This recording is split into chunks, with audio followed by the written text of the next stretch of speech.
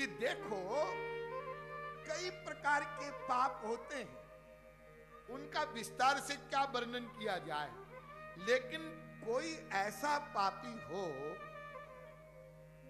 जो ये निश्चय कर ले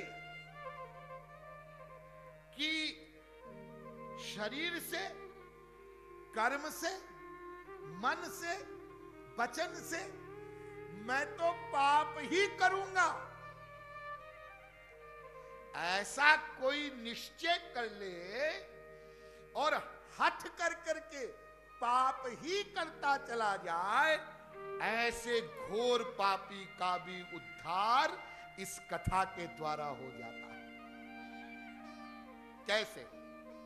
तो आत्मदेव ब्राह्मण की कथा सुनाई। कथा आप लोगों ने सब सुनी है, बहुत से लोगों को तो याद भी होगी। है? तुंगभद्रा नदी के तट पर आत्मदेव नाम का एक ब्राह्मण रहता था। उसकी पत्नी का नाम धुंधुली था। अब ब्राह्मण देवता विद्वान थे, वेद शास्त्र विशुद्धिकृत, श्रोत स्मार्त सब कर्मों में निपुण थे। पत्नी भी सुंदर थी, सुंदरी सुकुलोद्भवा, गृह कार्य में कुशल थी, अच्छे कुलीन कुल की थी, घर द्वार भी बहुत सुंदर थे, धन धान्य भी था, भिक्षुको वित्तवान लोके, लेकिन दुखी था, सुख नहीं मिला। ये आत्मदेव की कथा कोई उस आत्मदेव ब्राह्मण की कथा ऐसी नहीं बात है, ये हम सब लोगों की कथा है। और ये आत्मदेव कोई ब्राह्मण था ऐसा नहीं। तुंगभद्रा नदी माने मानव शरीर, और इस मानव शरीर रूपी नगर में रहने वाला आत्मदेव माने आत्मा, और धुंधुली उसकी पत्नी माने धुंधुली आत्मा के साथ रहती है, यानी बुद्धि। धुंधुली माने बुद्धि, वो आत्मा के साथ रहती है। हाँ, लेकिन वो आत्मदेव भी सुखी नहीं था, हम भी सुखी नहीं। हाँ? वो क्यों सुखी नहीं था? उसके पास तो सब कुछ था। हाँ, लेकिन एक कमी थी। क्या? उसके कोई बेटा बेटी नहीं थे, कोई संतान नहीं थी। तो मनुष्य का, हम लोगों का ये स्वभाव है, ये नेचर है। जो वस्तु हमें मिली हुई होती है उस वस्तु से तो हमको वैराग्य हो जाता है, और जो नहीं मिली हुई होती है उसके प्रति ये आशा रहती है वो मिल जाए तो सुखी हो जाएंगे। हा? और सब कुछ है, बेटा नहीं है तो क्या बेटा होने से सुखी हो जाओगे? हा? अरे जितने बेटे वाले उनसे पूछ लो ना, तुम्हारे 4 बेटे, तुम सुखी हो क्या? हा? लेकिन वो एक भ्रम बना रहता है। जिसके पास साइकिल रहती है ना, हाँ, वो सोचता है मोटरसाइकिल हो जाए तो सुखी हो जाए, और जिसके पास मोटरसाइकिल होती है वो सोचता है मारुति कार मिल जाए, अरे 800 ही मिल जाए। लेकिन मोटरसाइकिल पर बैठे बैठे थक जाते हैं, कार मिल जाए तो सुखी हो जाए। और जिसके पास मारुति छोटी गाड़ी है वो सोचता है ये भी कोई गाड़ी है क्या, मर्सिडीज, BMW, ऑडी मिल जाए तो सुखी हो जाए। और जिनके पास ये गाड़ियां हैं वो भी दुखी हैं। वो कहते हैं अब तो हम सोच रहे हैं कि कोई हमारा प्राइवेट प्लेन हो जाए। लो, ये बढ़ता जाता है। जो वस्तु हमारे पास, मेरी तो तकदीर फूट गई। क्यों, क्या हो गया? बताने की बात नहीं है। अरे बताओ ना, मैं तो तुम्हारा जिगरी दोस्त हूं। अरे क्या बतावें, वो पप्पू की मम्मी जो है ना, क्या है, सबके सामने तो तुम बड़ा बोलते हो आई लव यू। अरे वो सबके सामने कहने वाली बात अलग है, लेकिन असली बात कुछ अलग ही है। परेशान रहता हूं तो मेरी तो पत्नी ऐसी है, लेकिन वो एक बात है, क्या मेरे पड़ोसी की पत्नी है ना,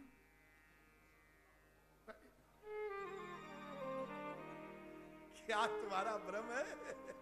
पड़ोसी से पूछोगे तो कहेगा तुम्हारी वाली ज्यादा अच्छी है। ये हाल है।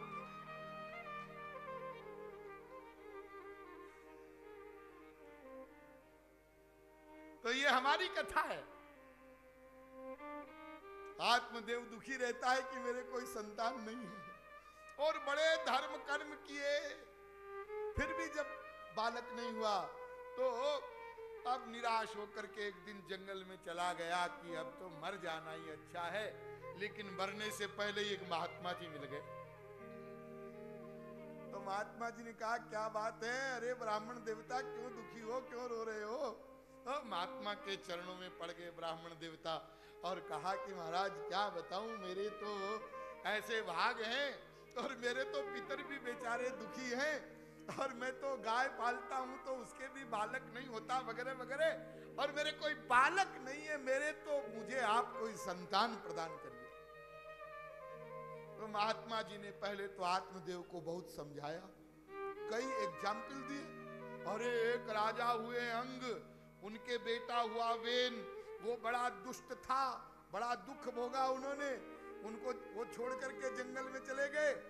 लेकिन आत्मदेव माने नहीं, उसने कहा कि महाराज प्रवचन सुनने नहीं आया हूं, देना है तो बेटा दीजिए, और नहीं तो आपके सामने अभी यहां पर मैं अपना शरीर छोड़ दूंगा, आत्महत्या कर लूंगा। महात्मा जी ने कहा रे तेरे प्रारब्ध में 7 जन्म तक बच्चा नहीं है, संतान नहीं है। अब तो आत्मदेव और जिद करने लग गया कि महाराज आपने मेरे अगले 7 जन्मों की बात जान ली, आप ऐसे सिद्ध महात्मा हैं, तब तो फिर आप हमको बेटा दे ही सकते हैं, अब तो देना ही पड़ेगा। महात्मा जी को दया आ गई कि ये तो समझाने से नहीं समझेगा, ये कोई बातों का नहीं है तो लातों का भूत है, इसलिए दूसरी युक्ति निकाली।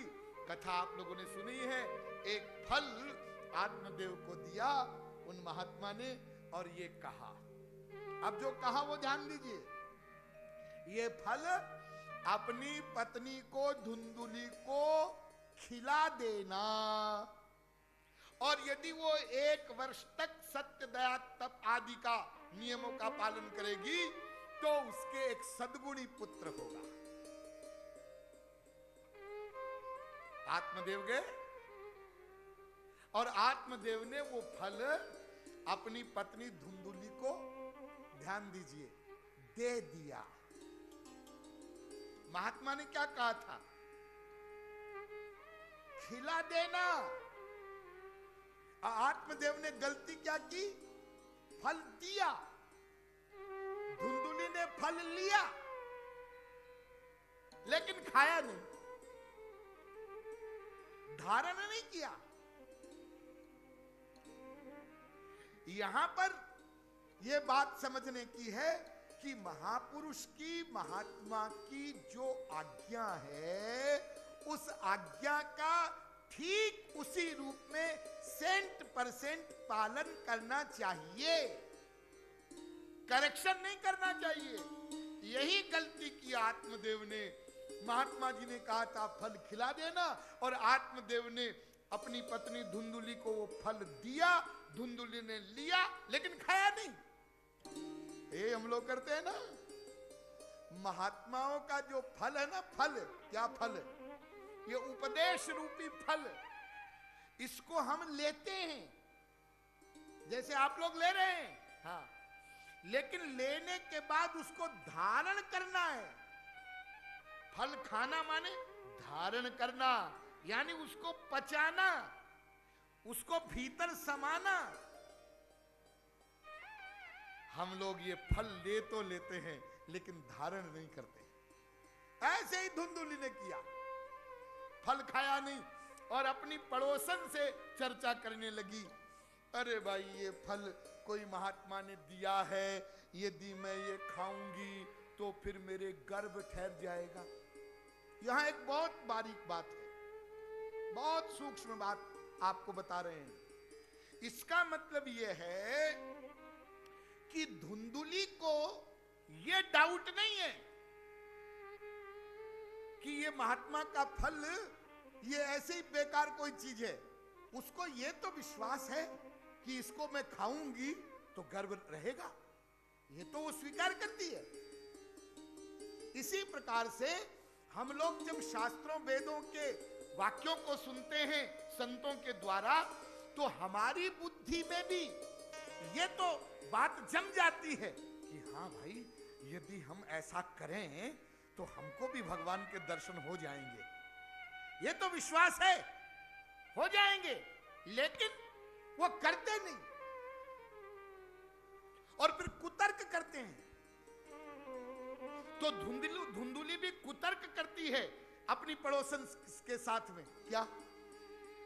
यदि ये फल मैं खाऊंगी तो गर्भ ठहर जाएगा, तो पेट बढ़ेगा, तो फिर घर का काम धंधा कैसे करूंगी, खाऊंगी पीऊंगी कैसे, और कहीं कोई नगर में चोर डाकू आ गए तो और सब भाग जाएंगे, मैं कैसे भागूंगी, और कहीं सुखदेव जी की तरह ये कहीं अटक गया, टेढ़ा हो गया तो फिर तो और मुसीबत हो जाएगी, और जब गर्भ वृद्धि होगी तो ननद घर में आ जाएगी तो फिर मैं तो देख नहीं सकूंगी, तो सारा माल मत्ता उठा के ले जाएगी, और फिर जब प्रसव होगा तो कितना कष्ट होगा, और फिर उसके पालन पोषण में कितना कष्ट होगा।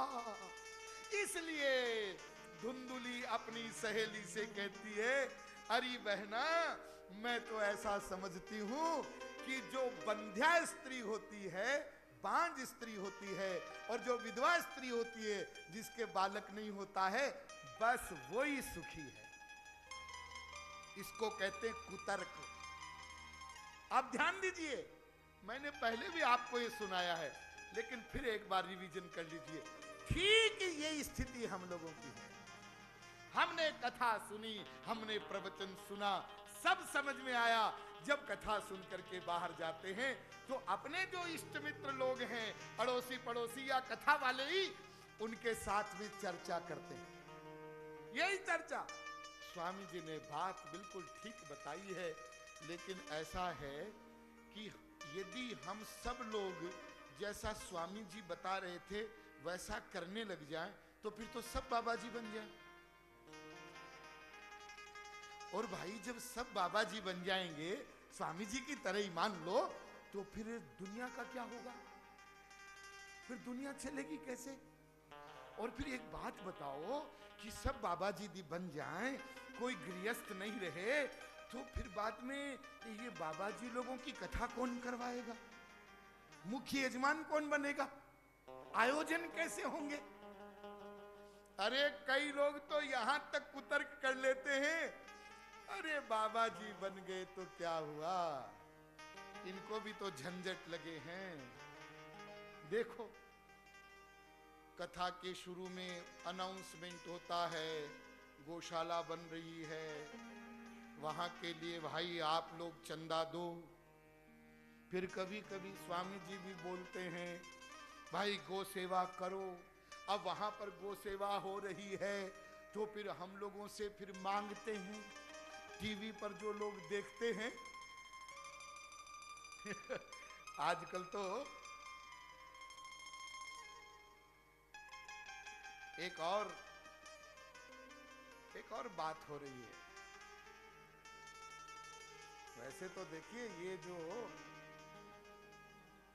विज्ञान के माध्यम से सब लोग अपने अपने घरों में कथा सुनते हैं, ये बहुत अच्छी बात है, लेकिन ये जो लाइव कथाएं होती है ना, तो ये बहुत लाइव होने लग गई।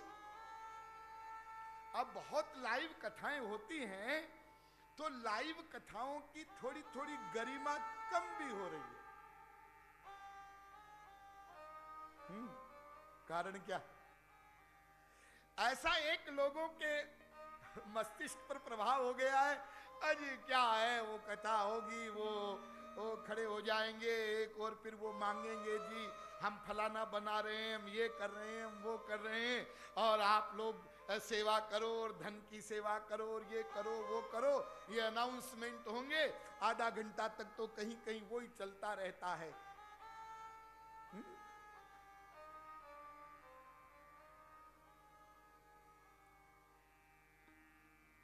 तो देखो ये महात्मा लोग जो हैं, इनके भी बेचारों के कितने झंझट लगे हुए हैं। तो कई लोग तो यहां तक कह देते हैं इनसे अच्छे तो अपन ही हैं जी, अपना कमाते हैं, खाते हैं, आराम से अपने परिवार में रह रहे हैं, और इनको बेचारों को कोई ठिकाना नहीं, आज यहाँ कल वहां, और बड़ी चिंता लगी रहती है अगली कथा कहाँ होगी, कैसे होगी, कौन मुख्य यजमान बनेगा, कौन कराएगा, कैसे कराएगा। तो इनसे तो अच्छे अपन हैं। बड़ी गलतफहमी है आपकी। आप ये मत समझिएगा कि ये महात्माओं ने झंझट पाल रखे हैं। ये कोई झंझट नहीं है कि आपको नजर आता है झंझट, ये झंझट नहीं है। यदि कोई सही संत है, महापुरुष है, और इस प्रकार का कोई कार्य कर रहा है, तो ध्यान दीजिए वो ये कार्य इसलिए करता है कि आपका थोड़ा सा धन, और तो कुछ आप कर नहीं सकते हैं, आपको कहें कि 10 दिन बैठकर यहां हमारे साथ कीर्तन करो तो कर नहीं सकेंगे। हमने कल यहां घोषणा की थी ठीक 7 बजे कल यहां संकीर्तन प्रारंभ होगा, प्रातः काल, आप लोग सब पधारना। लेकिन आज सवेरे जब हम 7 बजे यहां आए तो कितने लोग थे? सोचिए आप लोग, आपके नगर में है, विद्याधर नगर में, और आपको 1 घंटे के लिए केवल बुला रहे हैं साधना के लिए।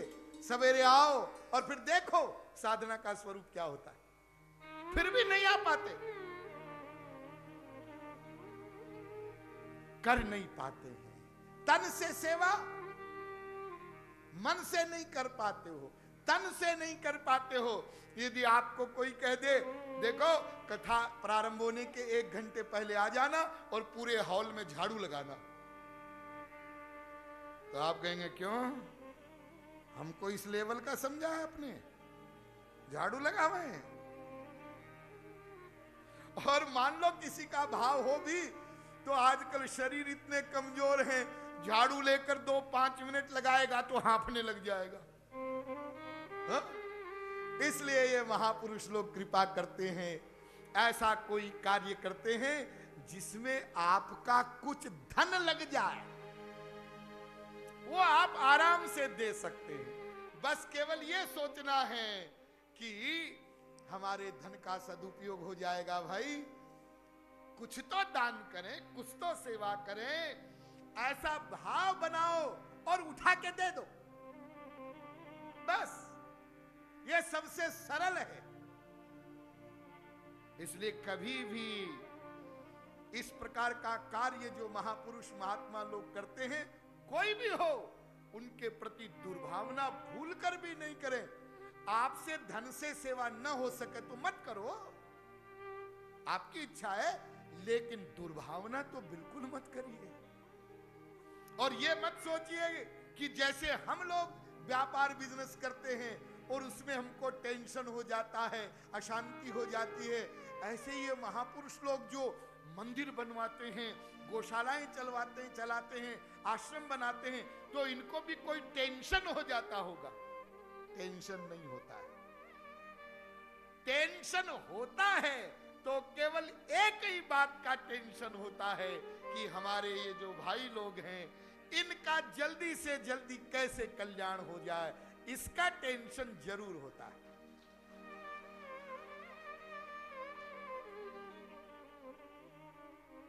तो धुंधुली ने वो फल खाया नहीं, अपनी बहन को बुलाया। ये उसकी बहन गर्भवती थी, ये बहन कौन है? ये है मन। समझ गए आप लोग? धुंधुली बुद्धि और धुंधुली की बहन मन, और सहेलियां और संसार के लोग, और आत्मदेव आत्मा। अब मन और बुद्धि इन दोनों ने मिलकर के आत्मदेव को ठगा है। इसमें जो मुख्य भूमिका है वो बुद्धि की है, यानी धुंधुली की है। बहन ने आकर समझाया, तू ये फल तो गाय को खिला दे, मेरे बच्चा होने वाला है, वो ले लेना चुपके से, और आत्मदेव को कह देना हाँ मेरे बालक हो गया, और फिर मुझे अपने घर बुला लेना, और मेरे पति को कुछ धन दे देना, तो तेरे को भी कष्ट नहीं सहना पड़ेगा, मेरी भी बात बन जाएगी। तो धुंधुली अपनी बहन की बातों से बहक गई और बहन की बात को मान लिया। ठीक इसी प्रकार से हम लोग अपने मन की बात को सुनते हैं और उसको मान लेते हैं और बहक जाते हैं, और तब धुंधुकारी पैदा होता है। धुंधुली ने चोरी से कपट करके अपनी बहन का बालक घर में लेकर आई, उसका नाम रखा धुंधुकारी, और फल खिला दिया गौ माता को। 3 महीने बाद गौ माता ने भी एक बालक को जन्म दिया, और उसका सारा शरीर तो मनुष्य का, केवल कान गाय के जैसे। तो आत्मदेव ने उसका नाम रखा गोकर्ण। आप लोग कथा सुने, हम जल्दी जल्दी आगे बढ़ेंगे। तो गोकर्ण जी महाराज तो महान ज्ञानी पंडित, और धुंधुकारी तो महान खल। ऐसा दुष्ट हुआ वो कि उसने अपने बाप की सारी संपत्ति को वेश्याओं के चक्कर में पड़ करके लुटा दिया। और उसके बाद एक ऐसा दिन आया कि अपने माता पिता को धुंधुकारी ने मारा। जब बेटे की मार पड़ी तब आत्मदेव को होश आया। अरे वो महात्मा ठीक कह रहे थे, इससे तो अच्छा था कि धुंधुली बंध्या ही रह जाती। अब मैं कहां जाऊं, अब मैं क्या करूं, कैसे करूं, इतना दुखी हुआ आत्मदेव। तो गोकर्ण जी महाराज अपने पिता के पास आए और अपने पिता को उन्होंने वैराग्य का उपदेश किया। अंत में आत्मदेव के काम जो संत के फल का परिणाम है, अर्थात वो उपदेश जो गोकर्ण के रूप में है, वही काम में आया है। और गोकर्ण जी महाराज ने 2 श्लोकों में उपदेश किया है। आत्मदेव को बड़ा सुंदर उपदेश है। देहे स्थिमांस रुधिरे भीमतिं त्यजत्वं जाया सुतादिषु सदा ममतां विमुञ्च पश्यान्निशं जगदिदं क्षणभङ्गनिष्ठं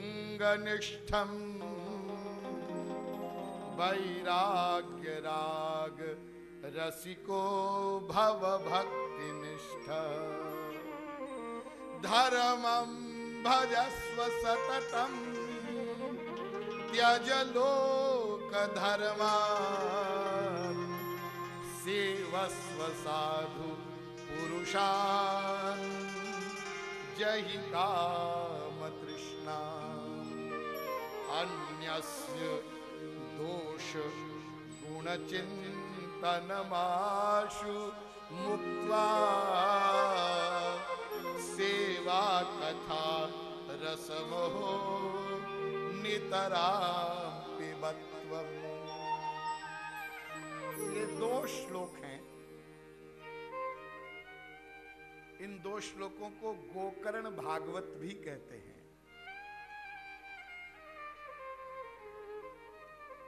संभवतया वेदव्यासी महाराज ने महात्म्य में इन 2 श्लोकों का निरूपण इसलिए किया है कि यदि कोई आगे का विषय किसी कारण से न भी सुन पावे तो इन 2 श्लोकों में पूरा तत्व ज्ञान और पूरा साधना का स्वरूप भर दिया।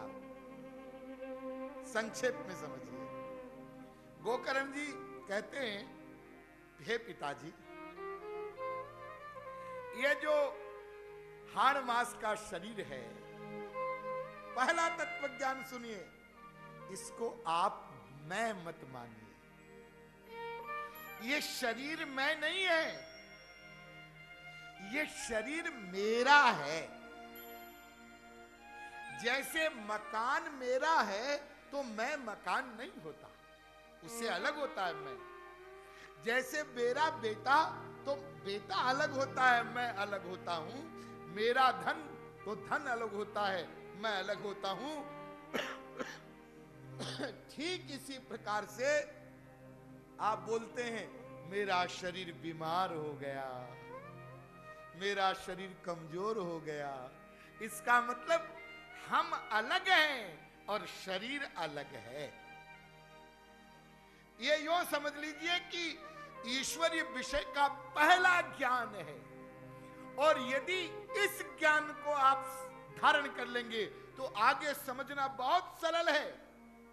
और इस ज्ञान को धारण नहीं करेंगे, यहां गलती कर देंगे तो फिर आगे सब गलत हो जाएगा।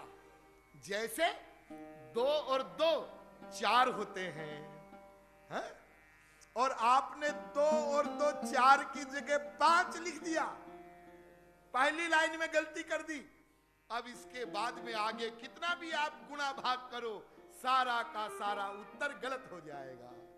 इसलिए पहला तत्व ज्ञान है कि हम शरीर नहीं हैं, हम आत्मा हैं। देहे स्तिमान सरुधिरे भीमतिम त्यजत्वम। और चूंकि हम आत्मा हैं, शरीर नहीं है, इसलिए जो शरीर है, इस शरीर के जो संबंधी हैं, माता पिता भाई बहन पत्नी, ये जितने भी नातेदार हैं, ये नाता शरीर का है और ये हर जन्म में बदलता रहता है। जैसे इस समय यदि आपसे कोई पूछे पिछले जन्म में आपकी मां कौन थी, आपका पिता कौन था, आपकी पत्नी कौन थी, आपका बेटा कौन था, तो आप कहेंगे हमें कुछ मालूम नहीं है। ठीक इसी प्रकार से आज जिनको हम अपना कहते हैं, आंख बंद हुई, शरीर में से आत्मा निकला कि फिर कोई नई मां बन गई, नया बाप बन गया, सब संबंध भूल गए और नए बन गए। इसलिए जब हम ये मान लेंगे कि हम आत्मा हैं, तो शरीर के जो नाते हैं, उन नातों से ममता समाप्त हो जाएगी। नाता समाप्त नहीं होगा, जब तक शरीर रहेगा वो सब रहेंगे, लेकिन उनके प्रति जो अटैचमेंट है, जो आसक्ति है, वो समाप्त हो जाएगी। तो जाया सुता दिशु सदा ममताम विमुंच। नंबर 2, दूसरी बात सुनिए, बहुत काम की बात। पश्यानिशम जगदिदम क्षणभंग निष्ठम। ये संसार नाशवान है।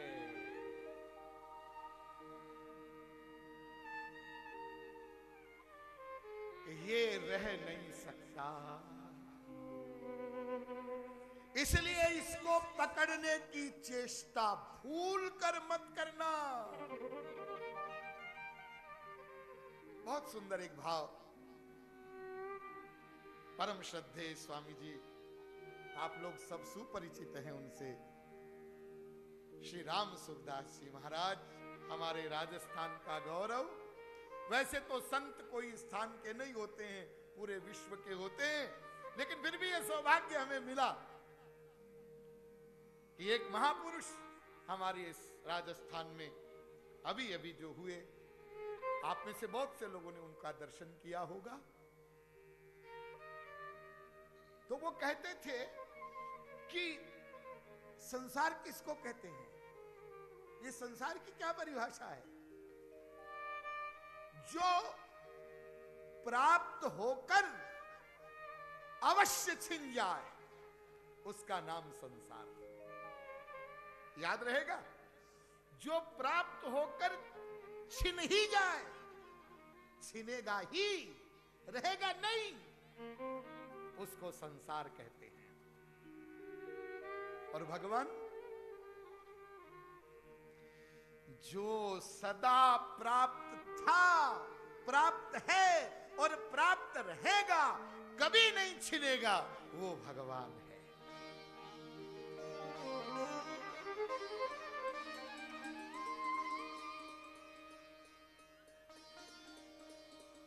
और वो जो प्राप्त है हमको सदा और प्राप्त रहेगा, वो क्यों नहीं प्राप्त हो रहा है? क्यों नहीं प्राप्त हो रहा है? केवल इसलिए नहीं प्राप्त हो रहा है कि जो छिनने वाला है, नष्ट होने वाला है। बहुत ध्यान दीजिए, हम वो अपनी पूरी शक्ति लगा रहे हैं उस संसार को पकड़ने में। ये रहे और रहे नहीं, बढ़े। कितना बड़ा अविवेक है हमारा। लिख लो अपनी डायरी के पहले पन्ने पर, जो संसार हमें प्राप्त है जिस रूप में भी, वो नष्ट होगा, वो समाप्त होगा। और नष्ट ही नहीं होगा, एक बात और सुनिए, जब तक तुम्हारा अटैचमेंट उसमें रहेगा तब तक वो तुम्हें दुखी करेगा, चैन से नहीं बैठने देगा।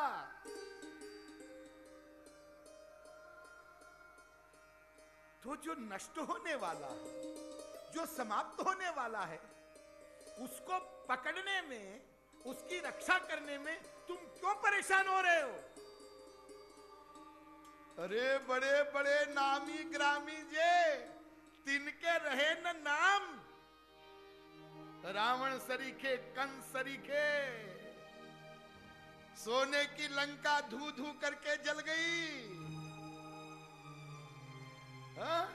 जिसके लाखों नाती पोते और कोई नहीं रहा रोने के लिए, बड़ी अकड़ दिखाता था, इतना शक्तिशाली कि शनिचर तो चरणों में पड़ा है रावण के, पैर रखता है शनिचर पे। अरे यमराज को बंदी बना लिया, दिक्पाल खड़े हैं रावण की सभा में। सूर्य जो भगवान का डायरेक्ट सर्वेंट है, लेकिन इतनी शक्ति रावण की कि वो भी रावण की आज्ञा मानता है। हाँ? ऐ सूर्य, रावण इशारा करता है, मेरी लंका के निवासियों को गर्मी लग रही है, टेम्परेचर 18 डिग्री से ऊपर नहीं जाए।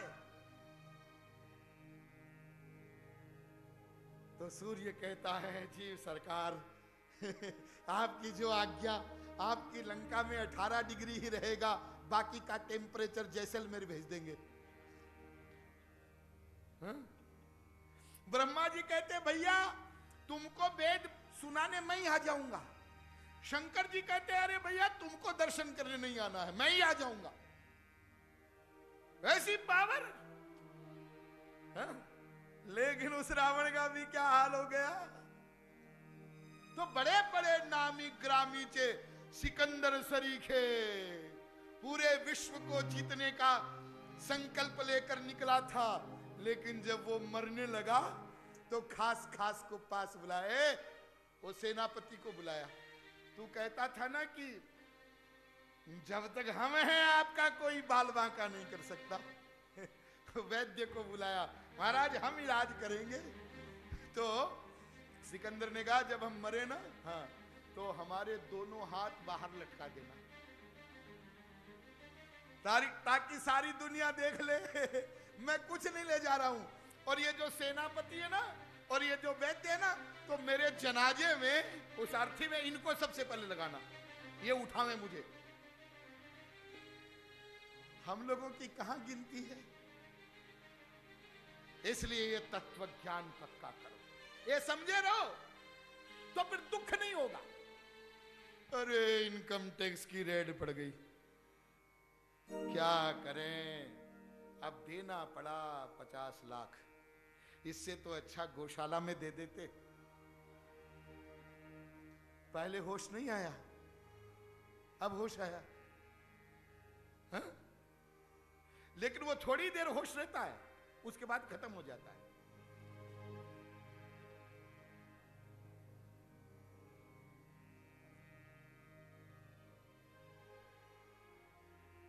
आप लोग यहां पर आए हैं? जी हाँ। कितने बजे आए? 3 बजे। 6:30 बजे जाएंगे? हाँ। जैसे आए हैं वैसे वापस नहीं जाएंगे? क्यों? वैसे वैसे वैसे ही जाएंगे? जी नहीं, आप यहां से जब वापस जाएंगे तो 3 घंटे मर के जाएंगे। 3 घंटे मर के जाएंगे? 3.5 घंटे? हाँ। क्यों? यानी मृत्यु 3.5 घंटे और पास आ गई। ये मृत्यु एक दिन पूरी एक दिन होती है ऐसा नहीं है। ये तो जब हम जन्म लेते हैं ना, प्रतिक्षण मृत्यु होती रहती है। प्रतिक्षण नाश हो रहा है। एक दिन कंप्लीट हो जाती है। जिस दिन कंप्लीट होती है तब आप कहते हैं आज ये मर गया। अरे रोज मर रहा था वो। तो ये संसार नाशवान है। जब इसको नाशवान माने रहोगे, केवल सुनने की बात नहीं माने रहोगे, तो इसके नष्ट होने में या जाने में दुख नहीं होगा, कष्ट नहीं होगा। व्यापार में कोई घाटा हो गया तो कष्ट नहीं होगा। अरे वो तो स्वामी जी ने बताया था ना, ये तो जाने वाला है। हा? और लाभ हो गया, अरे अब की बार तो अपने साहब 100 करोड़ कमाया है। तो वहां भी ध्यान रखना, ये संसार भगवान का है। तब ये समझना, जैसे कोई बाप अपने बुद्धिमान बेटे को अधिक जिम्मेदारी देता है, पैसा देता है, प्रॉपर्टी देता है कि भाई ये होशियार बच्चा है तो प्रॉपर्टी को ठीक से संभालेगा, ऐसे ही भगवान भी किसी को योग्य समझ करके ज्यादा संपत्ति देते हैं तो उनका आशय रहता है कि ये मेरा लायक बेटा है, मैं जो इसको दे रहा हूं इसका सदुपयोग करेगा, इसलिए देता है। इसलिए जब संसार मिल जाए तो उसको पाकर प्रसन्न मत हो, उसको पाकर के ये फील करो कि भगवान ने मुझे दिया है, एक रिस्पॉन्सिबिलिटी दी है, जिम्मेदारी दी है कि मैं इस धन का, इस संपत्ति का सदुपयोग करूं और मरने से पहले करूं। मरने के बाद बेटे पोते पता नहीं क्या करेंगे। हाँ? और बेटे पोते मान लो कथा में आ रहे हैं, वो ठीक भी हैं, तो उनके आगे वाली पीढ़ी जो आएगी वो पता नहीं शराबी कबाबी बन जाएगी। इसलिए भगवान ने जो जिम्मेदारी मुझको दी है उसको मैं जीते जी निभाऊंगा। इसलिए जीते जी जीवन काल में ही हमको अपना परमार्थ करना चाहिए, मरने के बाद नहीं। कई लोग आते हैं, महाराज हाँ हमें गोदान करना है। हाँ करना तो था, लेकिन हम अपने बेटे को बता देंगे जब हम मर जाएंगे तब वो करेगा। अरे भले आदमी, तुम मर जाओगे फिर तुम्हारा बेटा गोदान करेगा? तुम ही कर जाओ ना जो कुछ करना है। इंतजार किसका कर रहे हो? हमारे यहाँ होता है ना, राजस्थान में तो खास तौर से होता है, वो सुखसेज होती है ना, सुखसेज बोलते हैं, 12वें दिन होती है क्या? अब बेचारे पिताजी जब जिंदे थे तब तो पिताजी ने तो उस समय तो कुछ किया नहीं। अब वो किसी को, भांजे को, दोहिते को बुला करके सुलाते हैं, हिलाते हैं, फिर पूछते हैं कैसे हो, सुखी हैं? वगैरह वगैरह आप लोग जानते हैं। तो ये संसार नाशवान है। पश्या निशम जगदिदम क्षणभंग निष्ठम। इसलिए वैराग्य राग रसिको भव भक्ति निष्ठ। वैराग्य को धारण करो, भक्ति करो। दूसरा श्लोक, धर्मं भजस्व सततम त्यज लोक धर्मान। कितना सुंदर लिखा है, अपने धर्म का पालन करो, स्वधर्म का। स्वधर्म क्या होता है ये अभी आगे की कथा में हम आपको बताएंगे। और जो लोक धर्म है उनका त्याग करो। और क्या करो, सेवस्व साधु पुरुषान जहि काम तृष्णाम। संतों का संग करो। ये संसार की कामनाएं ऐसी नहीं जाएगी। सत्संग करो, सत्संग करो, तब संसार की कामनाएं कमजोर पड़ेगी। और क्या करो, और नहीं करो बताते हैं, और न करो सुनो। क्या नहीं करना है, अन्यस्य दोष गुण चिंतनमाशु मुक्त्वा। न तो किसी का दोष देखो, न तो किसी के दोष का चिंतन करो, और न तो किसी का गुणगान करो। गुण का भी चिंतन मत करो। दोष का चिंतन करोगे तो द्वेष हो जाएगा, और गुण का चिंतन करोगे तो अटैचमेंट हो जाएगा, राग हो जाएगा। गुण का चिंतन करना है तो केवल भगवान और भगवत प्राप्त संत, उनके गुणों का चिंतन करो, उनके गुणों का गान करो। संसार के लोगों का न दोष चिंतन करो, न गुण चिंतन करो। और यदि कथा मिल जाए तो सदा कथा का लाभ लो, और कथा नहीं मिले तो सेवा में संलग्न रहो। बस ये अपने कल्याण के लिए परम तत्व ज्ञान है। हे पिताजी, आप इसे धारण करें। अपने पुत्र के द्वारा तत्व ज्ञान सुना। ध्यान दीजिए, महात्मा ने जब समझाया था तब नहीं समझा, लेकिन गोकर्ण ने जब समझाया और जब लात पड़ी धुंधुकारी की, तब अब होश आया। तब आत्मदेव ने समझा। वो एकांत में चले गए। 60 वर्ष के हो गए थे, फिर भी दृढ़ता पूर्वक उन्होंने आश्रय लिया और श्रीमद् भागवत के ही केवल 10वें स्कंद का आंसू बहाते हुए पाठ करते रहे, चिंतन करते रहे और भगवत धाम चले गए आत्मदेव। इधर जब आत्मदेव भगवत धाम पधार गए तो धुंधुली जो थी उसको मारा धुंधुकारी ने, वो भी कुएं में गिर के नष्ट हो गई। अब गोकर्ण जी महाराज ने कहा अब हमारा क्या काम है, वो तीर्थ यात्रा पर चले गए। अब तो धुंधुकारी स्वतंत्र हो गया। ध्यान दीजिए, न घर में माँ है न घर में बाप है, तो 5 वेश्याओं को घर में ले आया, आजाद हो गया। अब कोई अंकुश नहीं है। ये 5 वेश्याएं कौन है? ये है 5 हमारी ज्ञानेंद्रियां। ये आंख, ये कान, ये नासिका, ये त्वचा, ये रसना, ये 5 ज्ञानेंद्रियां 5 वेश्या हैं। ये हमको लूट रही हैं। आंख कहती है ये दिखाओ, कान कहता है ये सुनाओ, रसना कहती है लाओ और लाओ, रसगुल्ला लाओ, कचौड़ी लाओ, पकौड़ी लाओ, आज तो पेट भर गया, अब शाम को लाओ, शाम को कल लाना।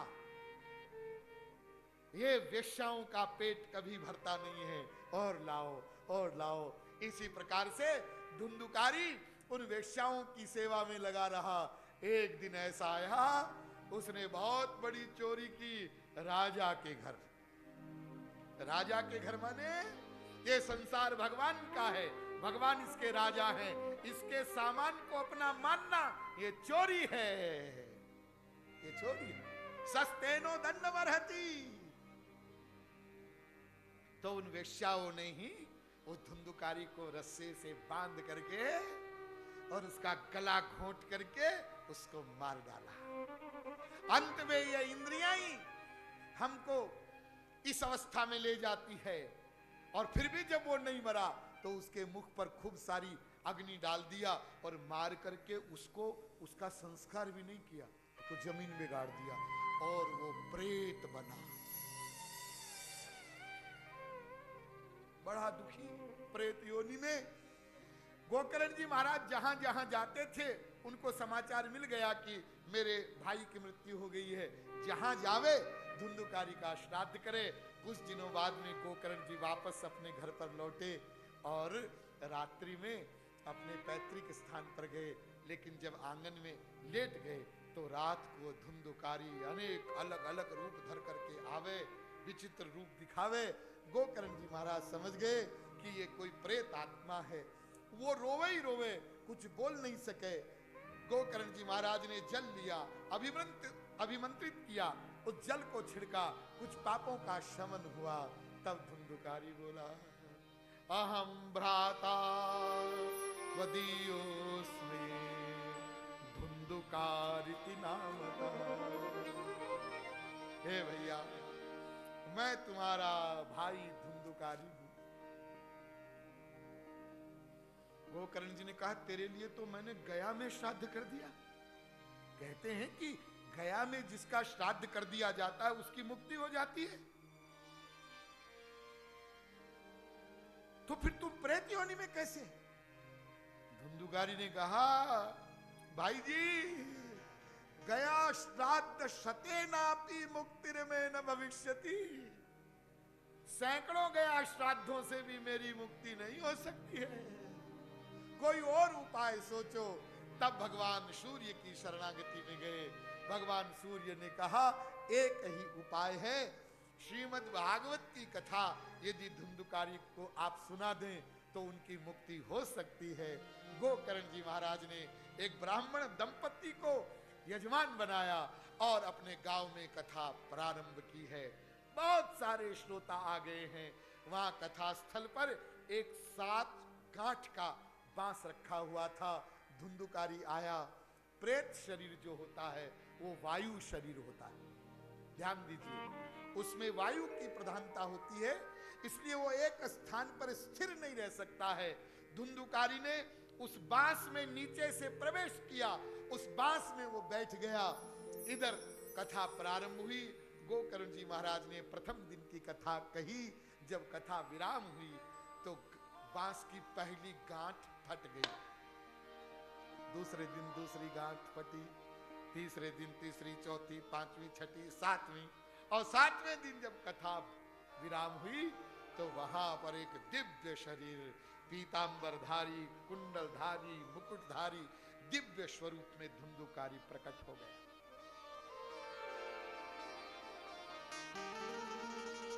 अपने भ्राता को नमन किया, धन्य है, आपने मेरा उद्धार करवा दिया। और ये जो भागवत कथा है, धन्य भागवती वार्ता प्रेत पीड़ा विनाशिनी, जो ऐसे पापी प्रेत को भी मुक्त कर दे, ऐसी ये भागवत कथा। के देखते देखते भगवान के पार्षद विमान लेकर के आए। धुंधुकारी जी उस पर आरूढ़ हुए और भगवान के धाम जाने लगे। इसके पूर्व गोकर्ण जी ने जो पार्षद भगवान के दूत जो आए थे तो उनसे पूछा, महाराज एक विनती सुनिए। इतने हमारे श्रोता कथा सुन रहे थे 7 दिन से, तो आप केवल धुंधुकारी को लेने के लिए विमान लेकर आए? ये तो भाई बड़ी गड़बड़ बात है, हा? बड़ा पक्षपात है। ये सारे श्रोता हमारे इतने अच्छे हैं, तो आप सबको ले जाने के लिए विमान क्यों नहीं लाए? ये भेद क्यों कर दिया आपने? भगवान के पार्षदों ने कहा, महाराज गलती हमारी नहीं, श्रवण तो सबने समान रूप से किया है, लेकिन श्रवण करने में भेद हुआ। कथा तो सबने सुनी, लेकिन जितने मनोयोग से, ध्यान दीजिए, निराहार रहकर धुंधुकारी ने अपनी मुक्ति के लिए व्याकुलता पूर्वक कथा सुनी, और केवल कथा ही नहीं सुनी, उसके बाद वो मनन भी करता रहा, चिंतन भी करता रहा, दूसरे दिन की कथा का इंतजार करता रहा। ऐसे इन श्रोताओं ने कथा नहीं सुनी, इसलिए हम केवल धुंधुकारी के लिए विमान लेकर के आए। आपके जितने ये श्रोता बैठे हैं, यदि ये भी ऐसे कथा सुने, कैसे? विश्वासो गुरुवाक्येषु, गुरु के वचनों पर पूर्ण विश्वास हो, और स्वस्मिन् दीनत्व भावना, बहुत ध्यान से सुनिए, अपने में दीनता का भाव हो और कथा के प्रति दृढ़मति हो और मन के दोषों पर जय हो। ऐसे यदि ये कथा सुने तो फिर तो क्या बात है, फिर तो आपको इन सबको लेने के लिए भगवान आएंगे। अब तो सब श्रोताओं को विश्वास हो गया, उनके सामने घटना घटित हुई। फिर गोकर्ण जी महाराज ने कथा का आयोजन किया। ऐसा वर्णन है, अब की बार तो सब श्रोता सावधान थे। कथा हुई और ऐसी कथा हुई कि कथा का जब विराम हुआ तब स्वयं भगवान साक्षात हरि अनेक विमानों को लेकर के वहां प्रकट हुए और सबसे पहले उन्होंने गोकर्ण जी को अपने हृदय से लगा लिया। गोकर्ण, इतने सारे लोगों को तुमने कथा सुनाई है और इनका कल्याण किया है, तुमको तो मैं क्या दे सकता हूं। गोकर्ण जी को विमान पर आरूढ़ किया और फिर कहते हैं, अयोध्यावासी, आपने कथा सुनी हो, कभी अवसर मिलेगा तो आपको सुनाएंगे। जब भगवान राम जाने लगे ना साकेत धाम, तो जानते हैं आप क्या घटना हुई? किसी से बातचीत नहीं की प्रभु राम ने, निकले और ऐसी मुद्रा थी, भरत जी की हिम्मत नहीं हुई पूछने की कहां जा रहे हैं। पीछे हो ले, लक्ष्मण जी भी पीछे हो लिए, शत्रुघ्न जी भी पीछे हो लिए। वहां जो थे वो एक एक करके क्रम से प्रभु राम के पीछे हो लिए। और अयोध्यावासी उस समय इस प्रकार के वो अयोध्यावासी थे, सब पीछे गए और चलते चलते चलते चलते भगवान राम सरयू में प्रविष्ट हो गए। और किसी ने नहीं सोचा कि क्या हो रहा है, उनके पीछे ही चलते गए। तो जितने पीछे गए अयोध्यावासी सब सीधे साकेत चले गए, प्रभु राम के धाम चले गए। ठीक इसी प्रकार से जैसे वो घटना घटित हुई, यहां पर भी गोकर्ण जी के गांव के जितने जीव थे सब आरूढ़ हो गए उनके पीछे पीछे और सब भगवत धाम चले गए। ऐसी इस कथा की महिमा है।